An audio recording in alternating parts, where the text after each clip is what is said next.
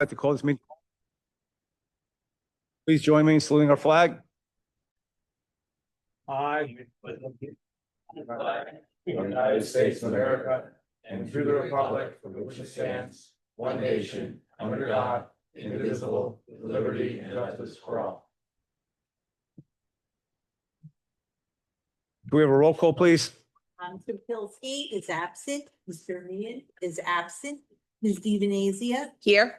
Mr. Hetrick. Here. Mr. Murray. Here. Mr. Valen. Here. Ms. Minson. Here. Mr. Weissman. Here. Mr. Lynch. Here. Semrau is absent. Mr. Pasternak. Here. Mr. Henry. Here. And Ms. Bondswich is here. Notice this meeting is provided through resolution adopted by the mayor and council on December 16, 2024, at its regular meeting of the mayor and town council at the Boonton Town Hall, 100 Washington Street, Boonton, New Jersey, and by electronic mailing to the citizens of Morris County and Delaware Record newspapers, through posting on the town website, and by filing a copy of the same with the town clerk.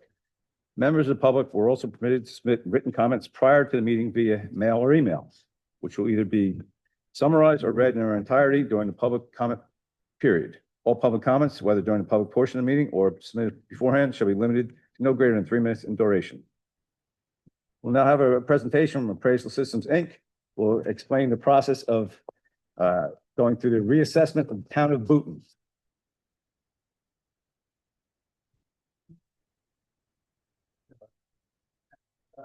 Scott Holzhauer, I'm your assessor. This is Rick Del Garcia, president of Appraisal Systems.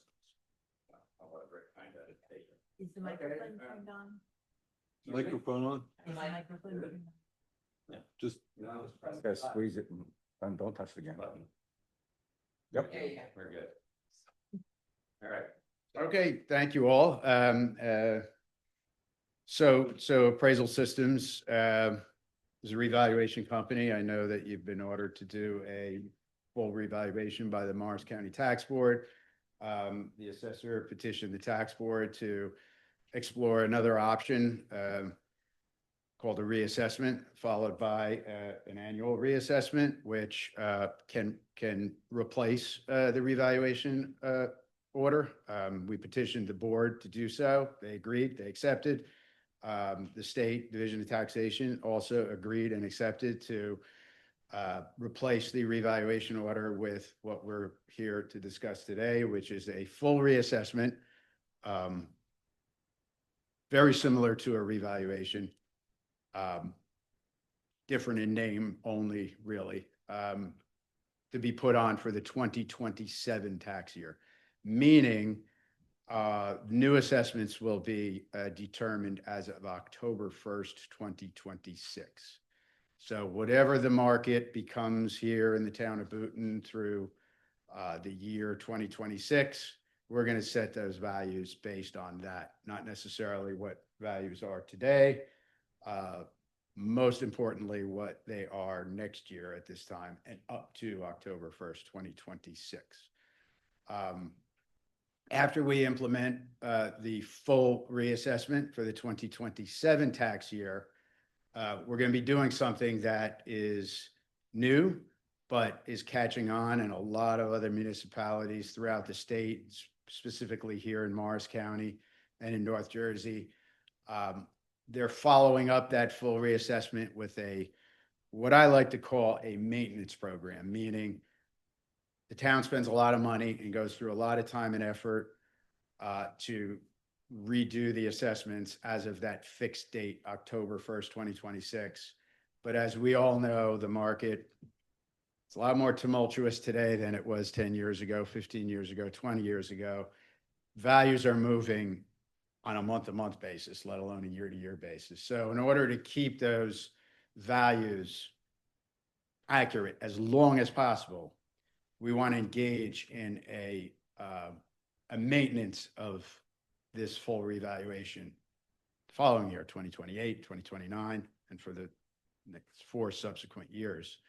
I'm sure Scott went over with you via memos, letters, and even presentation, all of the benefits in doing that. Again, it's worth noting that that's kind of the future in assessing. Half the county, Morris County, I think, is already doing that. If not, another 5 years from now, the whole county will be doing it that way. makes sense, it's smart, and in your wisdom, you decided to pursue that, which brings me here today. Our plan is to, even though the values are due for 2027, our plan is to start this in the fall of 2025.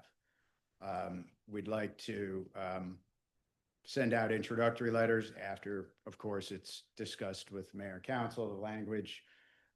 By the way, nothing that we do in terms of public relations, whether it be letters, mailers, brochures, public presentations, none of that happens without it being brought to the governing body first to discuss, the timing and/or the language. The public relations effort that my firm puts forward is as important now as it's ever been. And the public relations effort needs to be really a team effort, starting with my firm in conjunction with the assessor's office, in conjunction with the governing body. And if the three of us come together to all get on the same page in terms of the public relation effort, this job's going to go smooth. It will go smooth. It's, as you know, revaluation can be a testy subject with the residents because property taxes are very high. They're high everywhere. And what we do will result in what property taxes you will be paying in 2027. So it's important that we explain every single step of the way what we're doing, how we're doing it, but more importantly, putting it all out there for everyone to see. When I say that, we have a website now that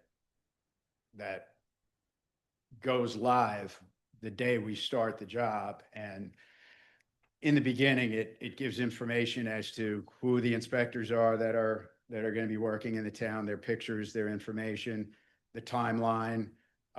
We post any mailers that we send out can be obtained from our website. People can call our website and they can use our scheduling tool for inspections and the inspection process. They can ask questions online and get answers almost instantly.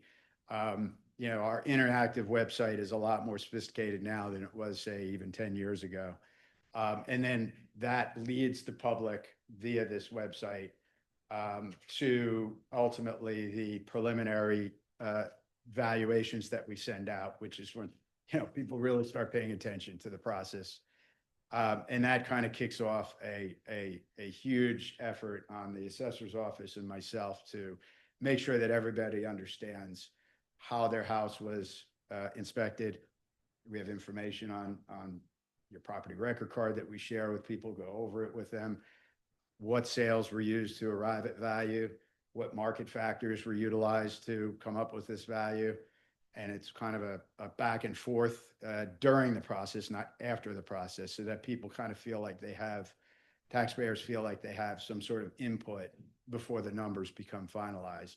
And that's appreciated. I can speak to that. That's appreciated.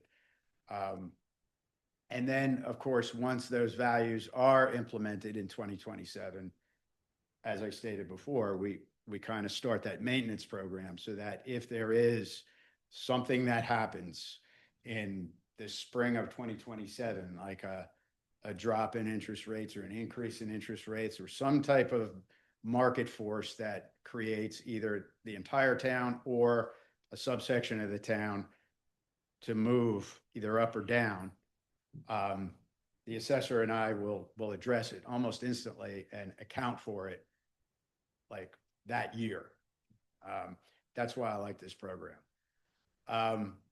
So this fall, we're going to start by disseminating the introductory letters, and I believe we have a date where we're going to give a public presentation. Yeah, the letters it's anticipated that the letters are going to go out September 15th, and the company conducts a webinar, and it's announced in the letter. And the webinar, the presentation generally takes about a half an hour, and then it's followed by Q&A, where people people, raise their hand and ask their questions, through a Zoom process. And however long it takes, for the questions to be answered is how long the webinar goes. I've had this where we were 2 hours worth of questions after the presentation. I've also had it where there was like 3 questions after the presentation, and that was that. So you don't know. And the good thing is that the webinar is taped and it will be made available shortly after. It'll be condensed down to a transfer portal where we can upload it to the town's website. So anybody who's not available at that point can still look in, and chances are any question that they maybe would have wanted to ask, somebody else has probably asked. After that September 29th date, there's a lot of groundwork that needs to get done by the company. They're going to initially start reviewing the income and expense statements that I'm going to be having sent out mid-August, and that's for the commercial properties. But the actual boots on the ground probably won't be until around November. And we're kind of starting the inspections a little bit late this year, only because I don't want anybody to be confused with an inspector that comes to their house this year, and when they get their assessment notification, like we all get a postcard in February, they think that's their new assessment. They didn't even maybe realize what it was before. That's what they, the thought is. So while it's inevitable that some of that will happen, we'll try to do the best job we can to educate everybody that that's not the way it is. But the county and the state has kind of put the timeline out, and we really have no choice but to show that we're doing the progress. My preference would really be to start all the inspections after the beginning of the year. I don't know how much that would fly with the county, so we're going to say we're starting early November, but it's going to be on the light side. And then after the beginning of the year is when we're going to really focus on doing the majority of inspections. Value letters typically go out. By law, they can't go out until After the second week in November, for obvious reasons. I believe that was during the early 2000s, during the Corzine administration. There were some shenanigans that went on with politics and revaluation, and they figured, you know what, let's not make it an issue. Let's come up with state law, which says that November 10th every year, which was always going to be after that year's election, the letters go out, not a day before. So we're kind of bound by that. We'll have the value, the work will be done before that, but that's kind of how it'll go. So that's pretty much it in a nutshell. After the letters go out, people will have an opportunity to contact the company, contact me, find out, get questions answered. A lot of times people whose properties weren't inspected, they kind of pop up and say, okay, look, nobody got in my house, and then we make the effort to do it then. But that's sort of how it lays out, and there'll be, again, a lot more information that will follow. If you have any questions now, that's fine. You can ask me anytime if you have questions through, the administrator or yourself. That's fine too. Yeah, and we're a Morris County firm. We have office in Morristown. I live locally, so anytime you want me to be called in to give an update as to where we are and what's going on, we're happy to do so. I'm sure at least one council member has questions. Okay. That would be me. All right, just a couple of questions. Thank you very much for coming in. Really appreciate it. On the timing question, I think you said November sort of boots on the ground start for inspections, but also November 10th. I know it was the earliest date. When do we really realistically expect valuation letters to start going out for Booton, given the timing you just laid out? November 11th of 2026. Okay. So it'll start in November this year, and it'll be about a year of inspections. Okay, perfect. And they're issued in bulk. Everybody gets them at the same time. Yeah, they're put together at the same time. But honestly, the inspections, in all likelihood, will be done probably by spring, sometime at the end of spring. Right. And then a lot of the work, of course, tabulating all that into that. And these are valuations that are essentially retroactive, but are as of October 1st, 2026. So there may be retroactive payments if someone's property taxes went up. Is that right?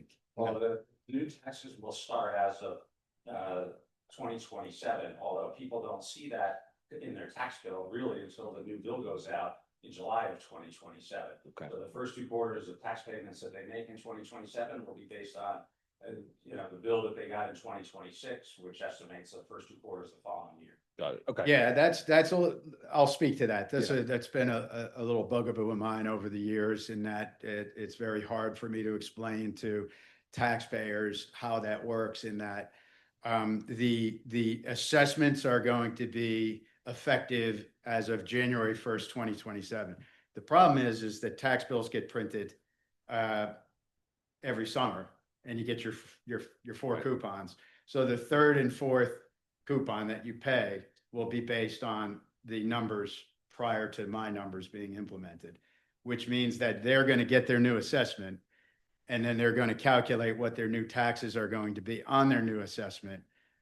But their 3rd quarter coupon and their 4th quarter coupon, if it's with the bank and escrow, et cetera, is still going to be paying their taxes based on the previous year. I have no control over that. And then when the new tax bill comes out with the new numbers that we come up with in the summer of 2027, after your budget is struck in the spring, if your new taxes are less than what they were the year before, there's a credit given for the first 2 quarters. If your taxes are more than your first 2 quarter payments of August and November of 2027, you got to catch up. Right. So it's going to go up. They'll be for those people escalator who do go up. And I know you've probably heard this before. And I've heard it my entire career. Whenever there's a reval done, a third go up, a third of the town goes down, a third stays the same. I think that's kind of like a metaphor, not to be taken literally, but I think the way I translate that is it's a zero-sum game. In other words, for every person whose taxes go up as a result of this, all things being equal, budget staying the same, there's somebody else in town whose taxes are going down to the same degree. So it's like zero sum. So it's not literally a third. What they're trying to explain is that if this neighborhood goes up 10%, somewhere else in town, someone's going down 10%. Is that a factor in how the evaluations are done? That No. That's just, that just happens to be how it works out. And I can't figure that out until we're done with our numbers and then compare our new numbers with the old numbers. Okay. But that's not that's not a part of how you're doing your assessment. None whatsoever. Okay. I'm glad to hear that. Right. None whatsoever. You said, you talked about I guess one of the things that I'll be very candid, I'm concerned about is the experience of the individual taxpayer with scheduling these inspections. Right. It's this, everyone's busy. Yeah. People don't like people coming on their properties, especially when they're not expecting them. Can you just talk a little bit about what you've learned from other towns doing this, about how you make sure that there's going to be people who don't like the answer that the tax bill went up, that there are going to be other people who may be very happy. Right. But okay, setting that aside, just the actual experience of me as an individual homeowner to make sure that my experience is not a negative one in terms of how the evaluation is done. So what have you learned from other towns where you've worked that has informed how you now go about doing the work? Okay, one of the first things that I've learned is get as much information out to the town as possible before the inspection process starts. Okay, mailers. If you can get your local, newspapers on board to write a little article about it, like inspectors are going to be starting soon.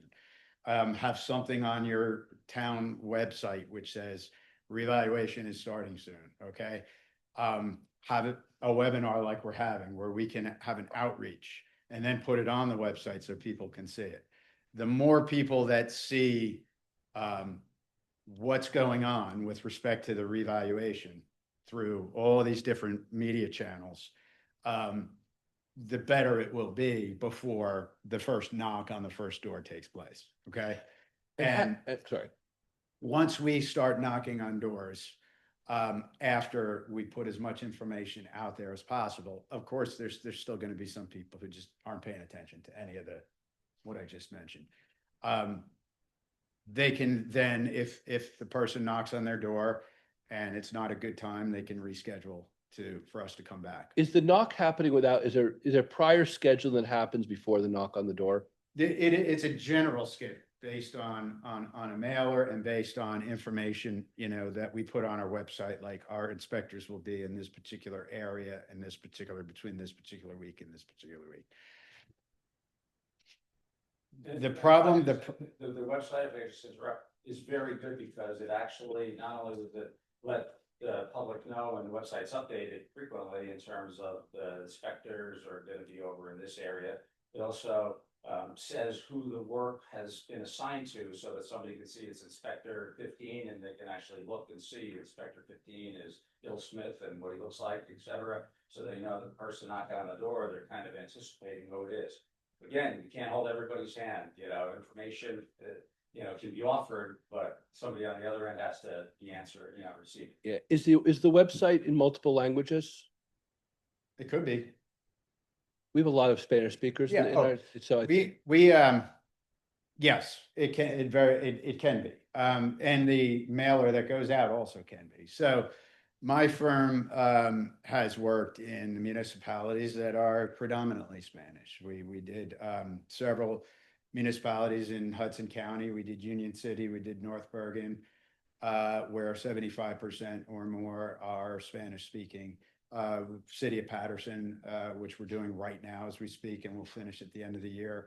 We actually have, I think, three or four. There's a large Indian and a large Muslim population there that we craft to that. We're amenable to that, sure. Great. Yeah. I think that's important. And I assume the inspectors are clearly, they have clear And our identification. personnel in our office who answers the phone, and our personnel, we have personnel, a lot of personnel who are bilingual because we do so much work in Spanish speaking towns.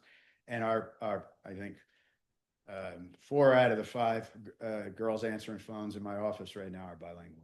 Okay. Yeah. Great. Just with Paul, just 2 other questions for me.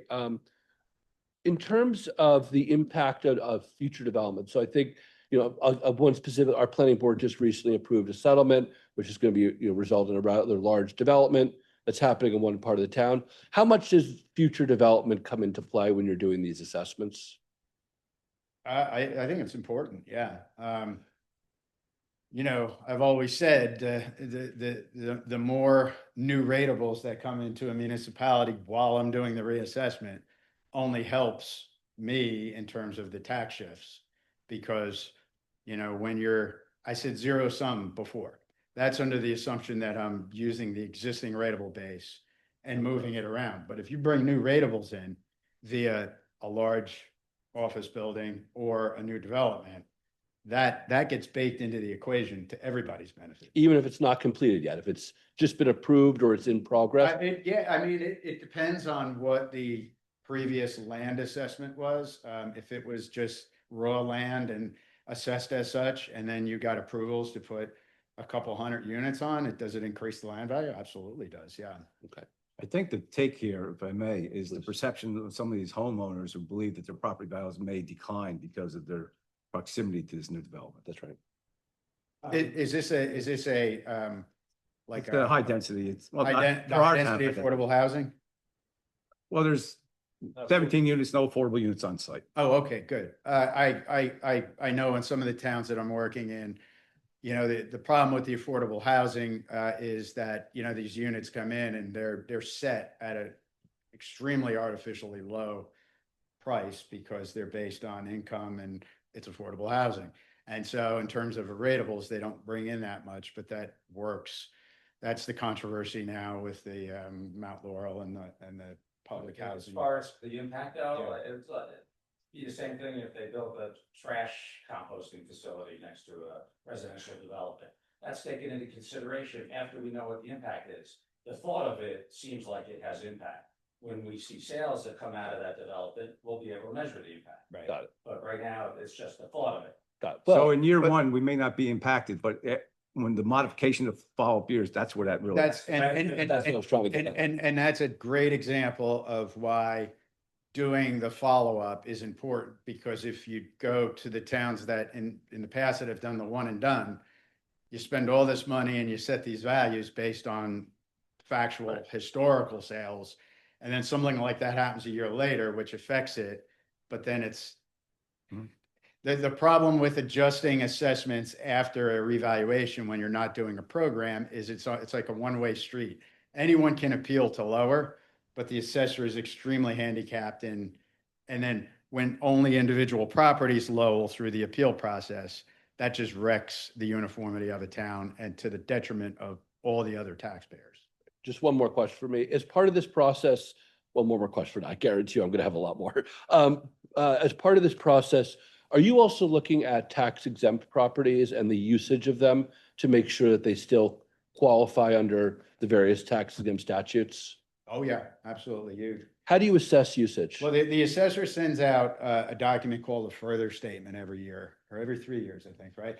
And what the further statement is, it's an affidavit sent to the entity, which gives the assurance that it is still a nonprofit. You know, schools and churches and such are easy to identify, but sometimes there's certain properties that the assessor has to keep a little bit of a closer eye on. And then once that affidavit gets returned, I get copies of those. And then we verify that with a physical inspection. We physically inspect I'm going to appraise the exempt properties. And then I turn that appraisal over. Now, remember, I'm a real estate appraiser. Okay. My job begins and ends when I do the valuation. I then turn all those valuations over to the assessor who signs the book. And then that book is assessing book is utilized to determine assessments after the budget is struck and the tax collector does the math, so to speak. So to me, if a property is taxable or tax exempt is irrelevant. I assess it the same equally, and it's using the same standard of value. Right. So anytime that there's a suspect of something, hey, I went into this church, but I noticed that there was a daycare center down in the basement and it seems to be operated by an entity that is not the church, that information is communicated to me. Okay, because when we're only sending out further statements every 3 years, there of course is the potential that something can change in that intervening point in time. So this is a fantastic way to really get the information. I get information now and then from people that know a specific thing about a specific property, but there's 100 some odd exempts in the town. And this is the best way to kind of not seem like you're just picking on any one person, but to do the whole package. Yeah. Okay. Thank you. That's it for me. Anyone else? Go ahead, Ray. I just wanted to remind residents of the public that we're undertaking this appraisal because by county order. Is that correct? That's correct. Yeah. Thank you. Yeah. And when you hear the word revaluation, you're going to hear the language of reassessment is going to be in all of my literature. The revaluation was the order, but the county board approved the reassessment to replace the revaluation order. So there's nothing voluntary. This all started because of a order to do a revaluation. Thank you. I only have one question. It has to do with our senior citizen residents that are subject to senior tax freeze. And my question really has two parts, which is part one, if you are a senior who is currently in that tax freeze status and the value of when your property is reassessed, that is going to result in a lowering of your taxes if you're one of those lucky ones. Does that reset your tax base for the tax freeze, or is there a process that people would have to go through in order to get that reset? Is that a question for Scott or for? That's really a question for the collector. I don't even Okay. know the answer to that too, but I mean, it's probably a little unlikely unless you just had your tax freeze in the last year or two. If you did it, 5 years ago, 8 years ago, it's doubtful that your taxes are going to go down low enough to hit that. I'm thinking about people that might be in the situation where 2025 or 2026 is their first year that they would be eligible for that freeze and how it might impact future refunds. That's a great question. I Mhm. don't know the answer to, but I'll follow up with Jennifer on that and get back to you. Thank you, Scott. Yeah, I can answer that. If the taxes go up, it stays. That would be the that second I- half of my question. That I can answer with certainty. That's a question that comes up all the time. if you're set at $10,000 and the result of what I do puts you at 12, you pay 10 because you're set. Now, if the result of what I do drops to 8, I'll be honest with you, I don't know the answer to that. That's a good question though. And if my first tax year were 2026, not me personally, but, and in that scenario, my taxes are 10. And by the time you do the reeval, I guess it all depends on when your birthday is and when all those new values are I struck. mean, I guess, and I don't know this with certainty, but a guess would be that if the result of what I do causes a lower number, then just reapply in 27. Okay. All right, thank you. I just have a question. I'm thinking about residents who might be listening tonight, and I'm curious, is there a way to anticipate an increase? Is there, a line item that they can be looking at, anything that might? No, the only time that I know what the impact is going to be from 26 to 27 is when I'm finished with, say, your particular house. I need to know what the value is going to be on your house as of October 1st, 2026. I see. Once I determine that, then I can only compare, okay, where was it? Okay. And then I can do that assumption. But until such time as I arrive at the finished product, in the year leading up to that, people ask that question, not just about their house, but certain neighborhoods, because it all depends on where you're going to be versus where you were. Sure. You need those 2 data points, and we're not going to have those 2 data points until the fall of 2026. And so assessments to go up 50%, and that's very likely, doesn't mean your taxes will go up 50%, because the odds are that all the residential properties are gonna increase dramatically because of the market we have. The real test is what happens with the commercial property. And how much if that increase matches what's going on with the residents, then it's gonna probably be fairly smooth. If the commercial properties go up 60%, the residents go up 50%, that's actually a benefit to the residents.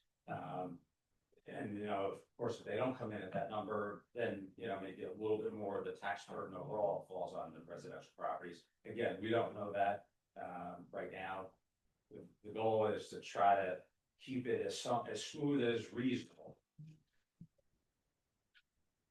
Just to follow up to that question, so the letters go out November 2026.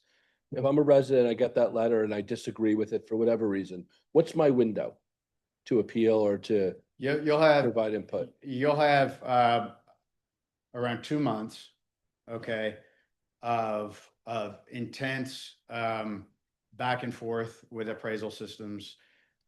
We offer to send down representatives physically to the town to meet at a location of your choosing, a community center right here, somewhere convenient for people. And we make ourselves available days, mornings, afternoons, evenings, Saturdays, make it as convenient as possible for people who might not be, maybe they want an eyeball to eyeball exchange. We do that over the course of the 2 months. We also put a lot of information on the website that people can download.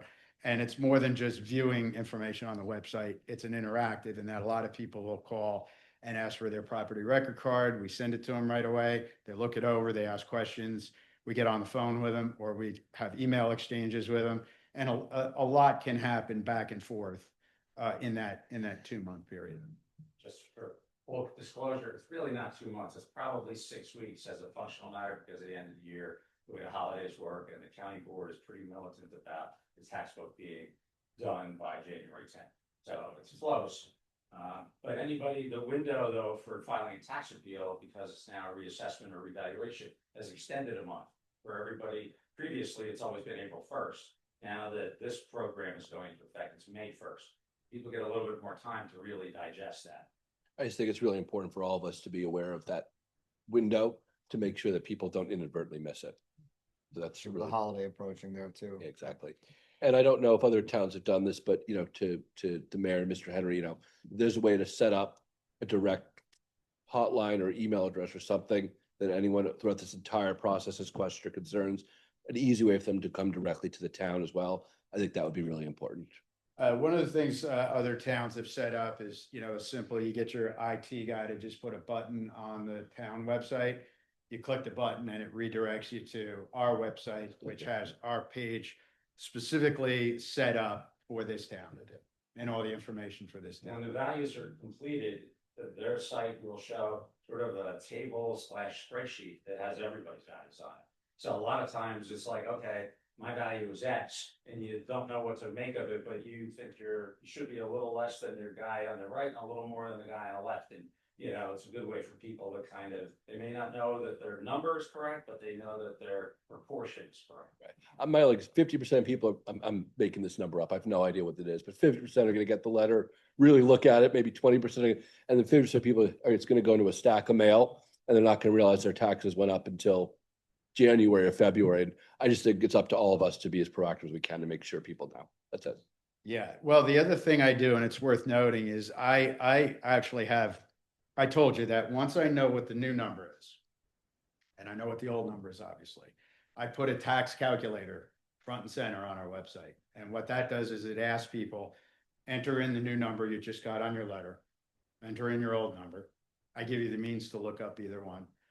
And I can, based on the new aggregate versus the old aggregate, and I put a huge disclaimer on there that says, assuming the budget stays level, right? This is what your taxes will be. Again, in bold, assuming the budget stays level. Sure. If you want to add another 2, 3, 4%, whatever it's been going up per year, you can do that on your own. But just the impact from what I did, the redistribution of taxes, if you will. I put that tax calculator. So as soon as you get that new number, you can say, well, that's good. I'm going down. Budget increase withstanding, I'm going down. Or if somebody's going up a lot, that's the time where you want to start paying attention and say, okay, I better make sure this is right, because if I'm paying another $500, $600, $700, $800 as a result of this, I want to make sure at least what did they do? How did they do it? Is it right? I encourage everybody to come in, because if you blow it off 6 months later, when you get your tax bill in July or June, and then you see it and you're like, they come down and they talk to you and they say, what the heck happened? It's good that you can say, well, for 2 months back in, the firm was meeting with people, they gave you the means to figure this out. Where were you? Yeah. I don't consider it a win if someone wasn't aware of it, but I take your points. Yeah. Good news is, you may get stuck 1 year. That's the case, unfortunately. But again, with the reoccurring maintenance, whatever you want to call it, we can fix it for the following year. Makes sense. Sorry. For the next year. I'm sorry, I have conversations, 2 other questions. Thank you. Yeah, I'm glad you're here to take this opportunity. On that note, what is the timeline? When would our window be, the board, to do a rate change? If we see that values have gone up 15% across the board in the town, we're going to be collecting more taxes. No. He's just figuring out how big a slice of pie we're having of the entire pie. Right. I understand that. It's a fraction, the value of your property over the value of all the properties in there. Right. And then the tax rate would determine how much we're actually collecting. So that's why the number you just mentioned that you would put out may not necessarily be the number. It's based on the current rate that we set. It never is. I mean, unless the rare instance where the school, the county, the municipal budget stays exactly the same. I Right. don't think I've ever seen that. But again, this is the reason why I put that out there, is because this pie that we talk about and the job that we're doing, this is the impact of that is causing this. We have no control over if your school budget goes up or your county or municipal goes up. But what we do have control over is each individual slice of pie. If the commercial slice of pie is this big and now it gets this much bigger, that means the residential slices are reduced. Or if a certain neighborhood slice of the pie gets reduced, somebody else is going to make up the difference. I think Typically do an internal rate calculation. They take the new rateable base or net valuation taxable, divide it into your existing Tax levy. taxes that are to be collected, school, county, and local, and come up with that's how the rate is constructed now. Take the NBT divided by the budget amount overall, and that comes up with your rate. That's basically what they're going to do with the known budget amount. So it's really, what I'm really asking the question, I think, is to you, Scott. So when that October 2026, and we're in 2027, everyone's got they're aware of their new valuation. The board's meeting on their budget. We're setting a municipal tax rate. We're setting a municipal budget. Budget. That's the, So the budget, well, so the two questions there then. One, if we adjust the budget, let's say such that, We're going to set the budget, whatever we need to run operations. The rate has nothing to do with it. If our assessments go up 50%, our rates probably come down by 50%. It will. Ballpark. The hard thing for councils that like the idea of zeroing in to be able to say, we only raised the budget 2 points or whatever, however you want to say it. You can't say that now with the reassessment because the tax rate now is roughly 3. Oh, we're going to say we lowered the tax rate. Every single one of us. So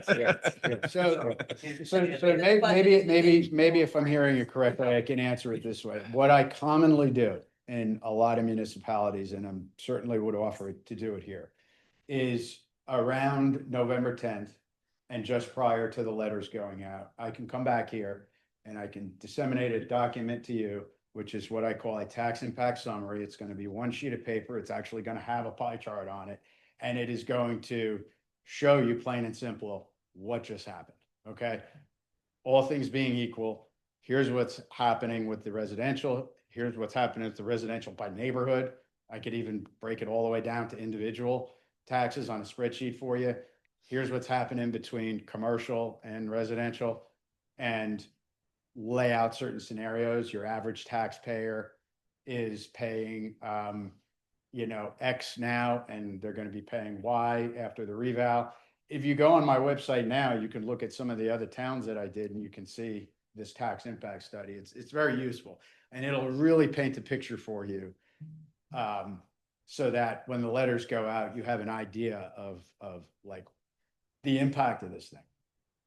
But just to boil it down to simple math, you are establishing the value of the ratables. Correct. We set the budget, Correct. and that determines with And the it's county, with simple the math. county. It's simple math. It's algebra. It's simple math. It's my new aggregate. Mhm. When all is said and done, divided into the county, local, school, Mhm. Z, X times Z divided by Z. Yep. Z is the tax rate, right? and again, just to try to get an answer on my question. So if the valuation of the rateable goes up, this council can still set the budget such that the individual residents' payments stay the same. Well, then, yeah, the simple, I like, another example I give, and I do this at my public presentations to make it easy. And I tell people, if you have an existing tax rate of $4, okay, and I take everyone's assessment across the board equally and I double it, right? And there's no budget increase. It's a mathematical certainty. Your tax rate will be $2. $4 divided by 2. I just increased everything. I doubled everything. Now, once that comes down to $2, if the county goes up 2% and then Cool, really. then the $2 builds to 205, 206, et cetera. Another question was, what was it? Last time we did a evaluation or reassessment or, I think it was 2011. okay. Good. We're good? Okay, there'll be a quiz in the morning. Thank you. Thank you very much for coming. Thank you Thank very you. much.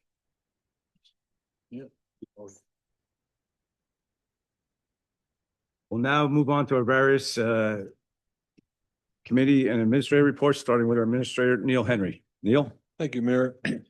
In addition to what's on your agenda for this evening, the following key items have been addressed by the Administrator's Office since the June 16th council meeting. I did attend a pre-construction meeting on the upgrades to the Wellfield transmission plant with Water Engineering and the New Jersey Department of Environmental Protection.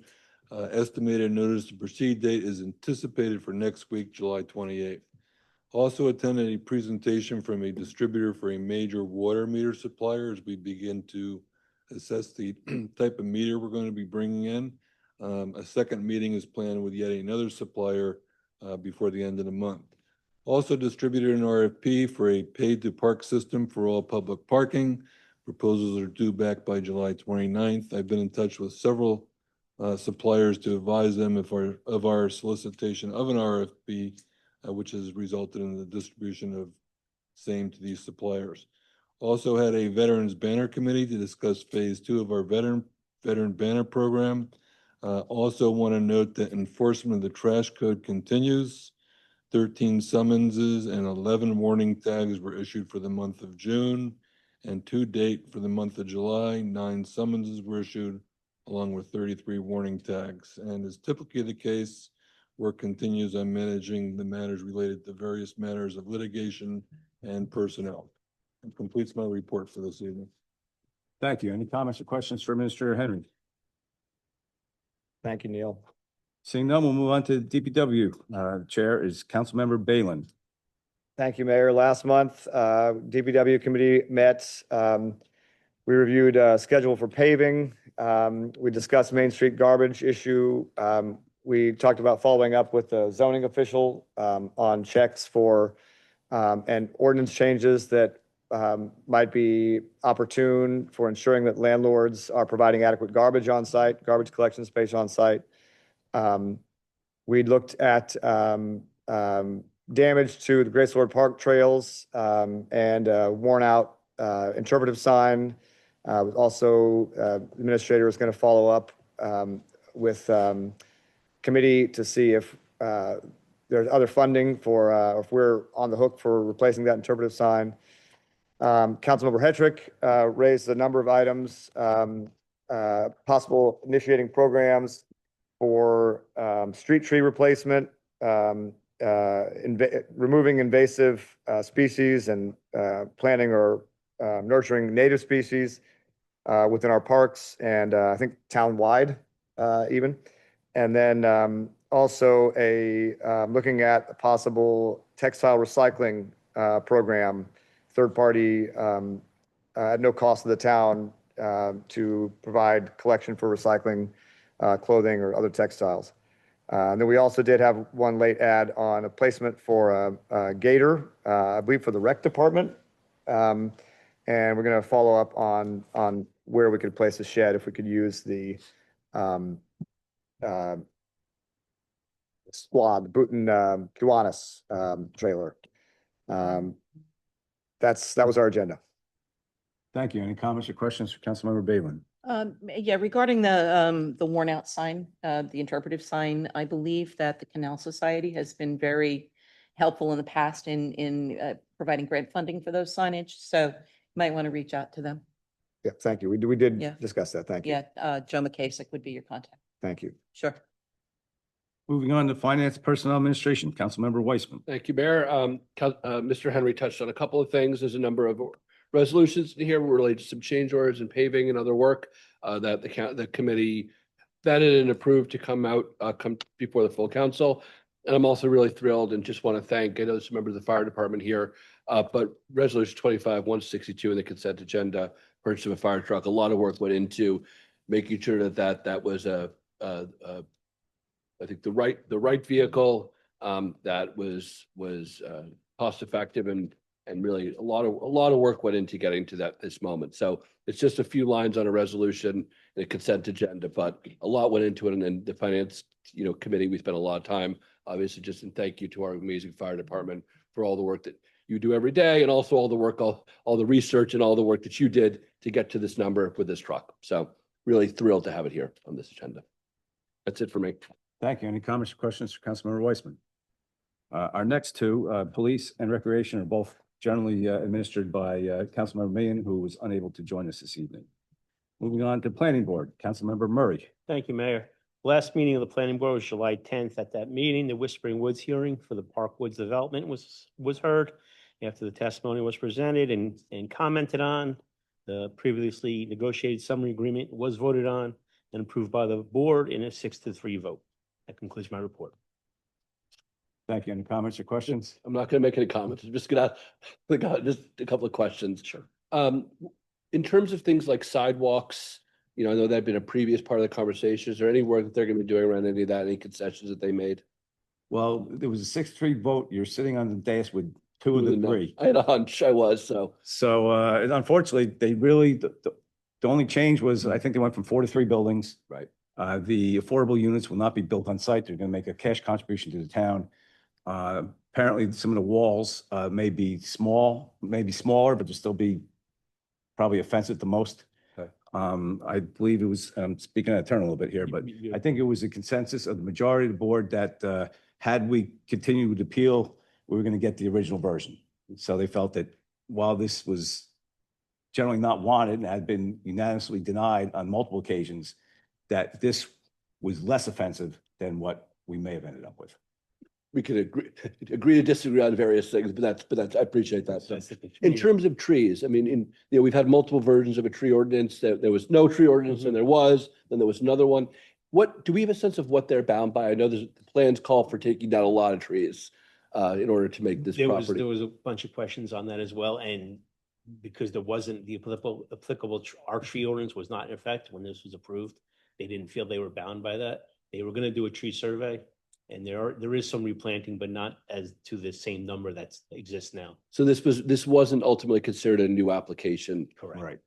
It's been going on since 2017 or 16, so. yeah. But what they did concede to do is guarantee at least 2 years longevity out of anything they plant. So should something die, they're obligated to replace it. Okay. It probably wouldn't necessarily apply to this, but I think, we've, there have been conversations, there are certain other properties in town that are stagnant, let me call it that, in terms of the construction. What I'd love to request is if there's enough council members to, and we could add on to an ad hoc group we already have with the trash, but to talk specifically about any kinds of other ordinances or other things we can do as a town to help ensure that construction projects don't sit. I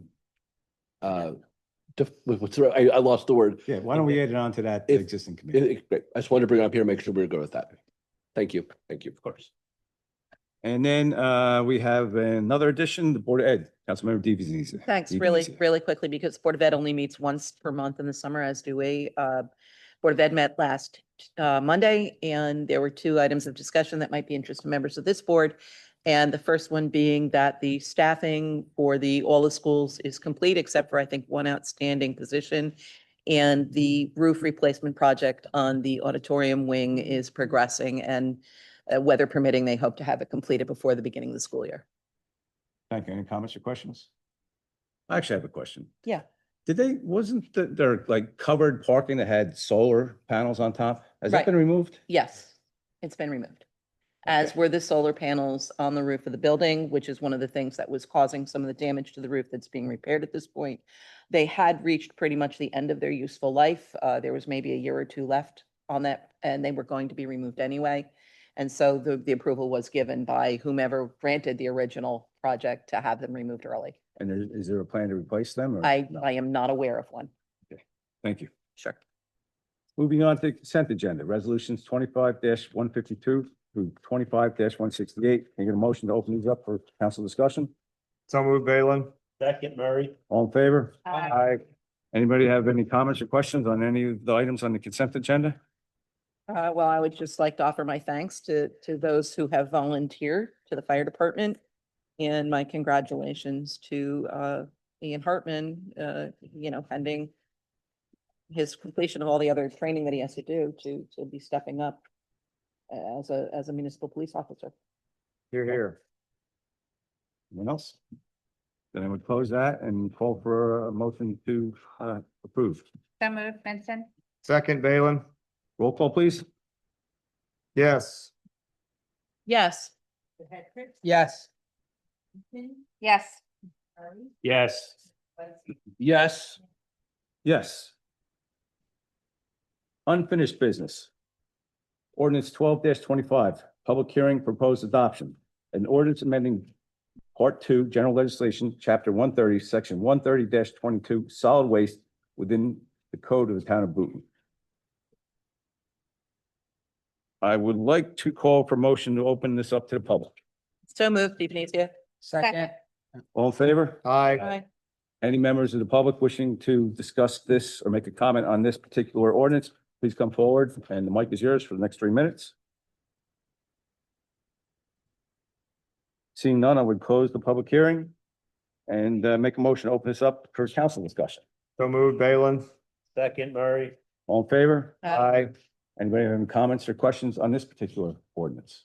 I would just like to thank the folks who worked on section 2 or whichever section it is regarding the trailers, that we did come to a resolution that is amenable to those of our residents who had made requests to have it be permissible for them to use their own personal trailers to move their yard waste. So thank you for being willing to make those changes. Thank you. Any other comments or questions? I would call for a motion to approve. So moved, Balin. Second. Vincent? Roll call, please. Mr. Bailey? Yes. Ms. Evenazia? Yes. Mr. Petrick? Yes. Ms. Menson? Yes. Mr. Murray? Yes. Weissman? Yes. Mayor Lynch? Yes. New business. Ordinance 13-25, an ordinance amending Part 2, General Legislation, Chapter 201-33, handicap parking spaces within the town code of the town of Boonton. Can I get a motion to introduce this? So moved, Weissman? Second, Balin. Roll call, please. Mr. Bailey? Yes. Ms. Evenazia? Yes. Mr. Petrick? Yes. Ms. Menson? Yes. Mr. Murray? Yes. Mr. Weissman? Yes. Mayor Lynch? Yes. Ordinance 14-25, introduction title only. An ordinance updating within the town code of the town of Boonton, chapter 27, article 4, fire department, paragraph D, parentheses 2, as the candidates for the election to the office of battalion chief. Could I get a motion to introduce this? So moved, Weissman? Second, Evenesia? Roll call, please. Mr. Bailey? Yes. Ms. Evenazia? Yes. Mr. Hetrick? Yes. Ms. Menson? Yes. Mr. Murray? Yes. Mr. Weissman? Yes. Mayor Lynch? Yes. Moving on to town council members, administrator, or town attorney comments. I'd like to open the floor to any council member wishing to make a comment on any topic they desire to. Yeah, I just have a comment, which was on last Friday. I had the opportunity to see an absolutely remarkable production of The Diary of Anne Frank, starring our own Ben Weissman. And if you have not seen it, I am looking at you, fellow council members. Please purchase a ticket to see it either Thursday, Friday, or Saturday, 24th, 25th, or 26th of this week, because it is absolutely worth seeing more than once. Where is it? It's at the Parsippany Playhouse in To the on basement of the Nolan. Parsippany Community Center. Yeah. tinyurl.com/Anne Frank Booton for tickets. I was gonna say it, but without maybe a little less guts. I love it. But Thank you. it is an Okay. absolutely remarkable production. Thank you for coming as well. Anyone else?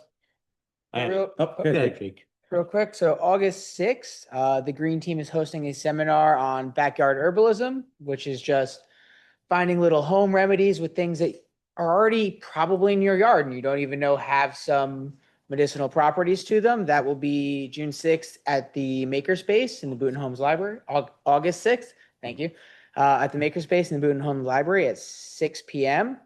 August 23rd, the Green Team is partnering with Parks and Rec, and we're doing a townwide garage sale. If you haven't registered for that, please do. We're going to make a whole map with little descriptions of what can be found at each place to kind of really encourage people to get through, reduce, reuse, recycle, right? So like part of that is us, like, instead of throwing something out, passing it along to somebody who might get a whole new life out of it, right? And then September 13th, the Green Team is going to be doing the farmers market. We're going to be hosting a little make a friend event for the kids. We're going to be making little chia pets for people to bring home and help grow. So please come out to all those, come see us, say hi, have some fun. Thank you.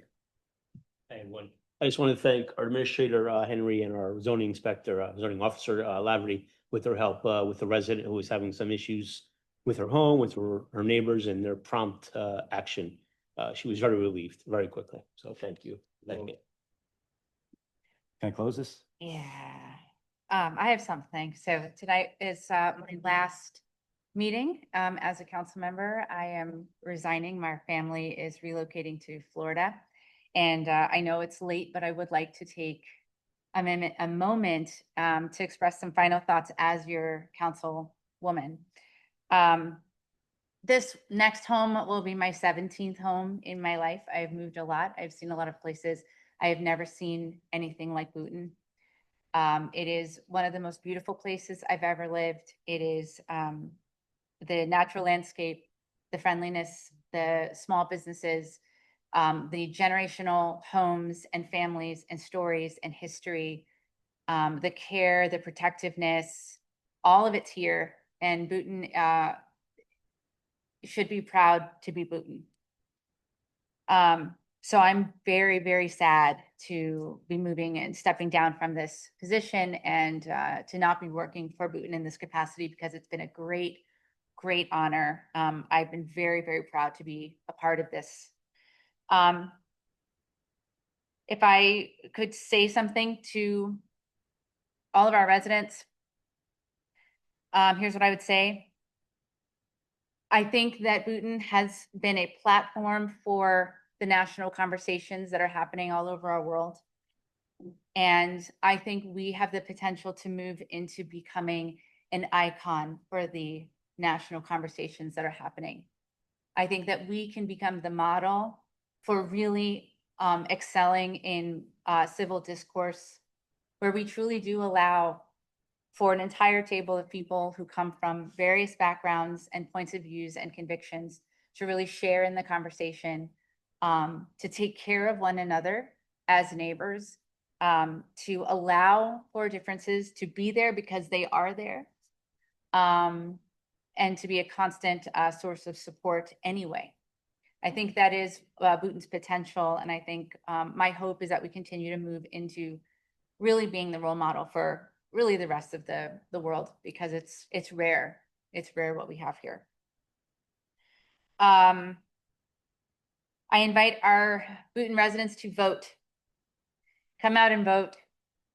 It matters. Elections matter. The people that you have up here matter. And every Boonton resident should be thankful for the work that happens behind all of these meetings, for every person that's up here.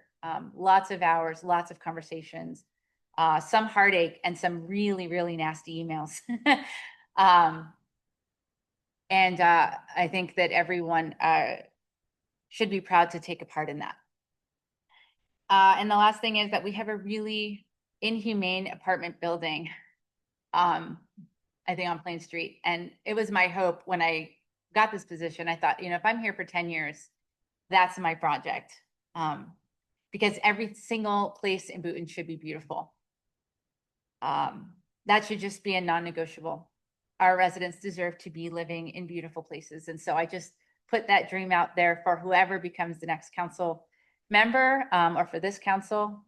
Let's make Boonton really beautiful in every way we can, because it's what our residents deserve. And it's how we maintain a humane, civil, lovely place to live.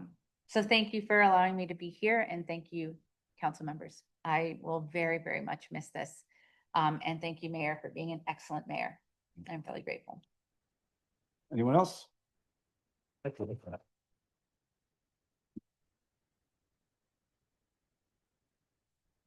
I would like to thank you, Alexis. You've done a wonderful addition to the council. We haven't always voted the same, which is good. Yeah. Not always good, but afterwards it's Good good. for Boonton. But, we have, it shows that, we can disagree and get along and work productively together. And I would specifically like to thank you for your role, chairing the Economic Development Committee and pushing the Transit Village application across the finish line. I think we're, waiting for the next meeting, and I can't imagine we're not going to be approved, but that's a long time coming. It was near and dear to me, so thank you very much for making that a reality. You're also very active with the Main Street organization and the library. So thank you. You will be missed. You're leaving some big shoes to fill. Thank you. Thank you. Good luck to you, Alexis. Thank you.